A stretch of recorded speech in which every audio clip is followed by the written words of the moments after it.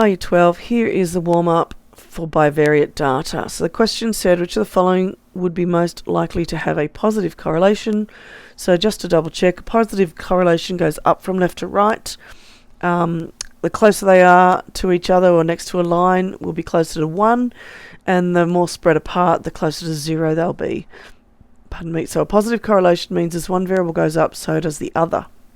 Now, out of all the options, and I will go through all of them, option 1 looks like it's about the best because the population of a town and the number of schools in that town. As a town grows, you're going to need more schools. More kids are born, so therefore more schools are needed.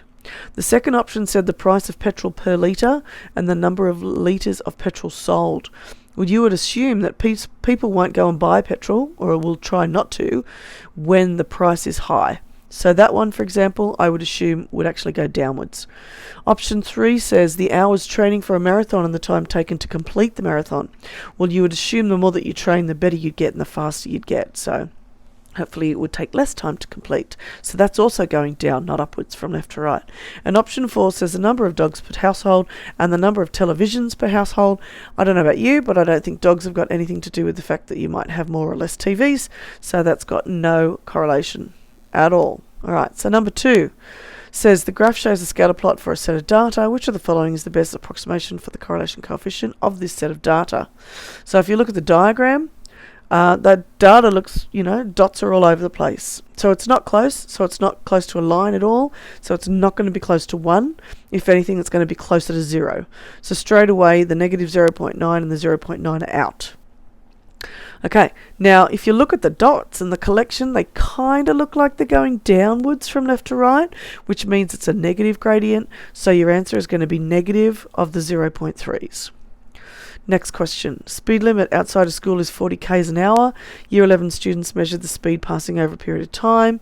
They found the set of data to be normally distributed with a mean of 36. So I wrote down 36 there, my info, with a standard deviation of 2. So I wrote that down, and the question is asking us what percentage of the vehicles pass the school at a speed greater than 40 k's an hour. So we're looking at that 68%, 95%, and that 99.7. That's what they're asking us to look at. So the first thing I did was I wrote down my mean of 36, and I worked out what's 2 plus 36 and 2 minus 36, so that gave me 38 and 34, and then I did that again till I got some more numbers. Alright, now the magic number has to be greater than 40. They want to know the percentage of vehicles that pass the school at a speed greater than 40. So I'm looking at the percentage that would lie here, bigger than 40. Okay, so I know that between 1 and negative 1 is 68. I know that between 2 and negative 2 is 95.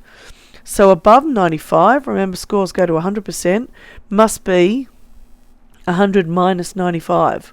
So that gives me 5. Now I only want the top half. Don't forget there's another amount down here that I didn't write in. So 5% represents what's above that 95% range and also what's below. But I only want the above section, so I've got to halve that 5%, so that gives me an answer of 2.5%. So my answer is actually the first option. Alright, next question. Alright, here's my info. So if I read the question to you, it says weights of 10,000 newborn babies in New South Wales are normally distributed. These weights have a mean of 3.1k, so there's where the 3.1 comes from, and a standard deviation of 0.35. So I'm going to do the same thing as I just did before. We've got to figure out how many of these newborn babies have a weight between 2.75 and 4.15. So I want to get those numbers somehow. 2.75 and 4.15. So the first thing I do is I write down my mean, 3.1 in the middle, and I add 3.5, I get 3.45. I add another 3.5, I get 3.8, and then I add another 3.5, and then I get one of the magic numbers of 4.15. So I've gone 3 standard deviations above the mean to get 4.15, haven't I? Now if I go the other way, there's my mean. If I go down by 0.35, I get the other magic number of 2.75. So I know I must find the percent somewhere between that negative 1 and that positive 3. See where I've got answer here? So I need to work out what that gap is in terms of the percents. Now I know from +1 to -1 is 68%. Okay, let's see if that can help me in any way. Alright, so I actually worked out that if I go from the mean to the third standard deviation, now do you remember the third percent? It's 99.7. But I only want to go top half, so I only want to go halfway. So I work out half of 99.7, and that is 49.85. Now this bottom section here, alright, is half of the 68% section. Alright, so it's half of that section. So that's half of 68, that's 34.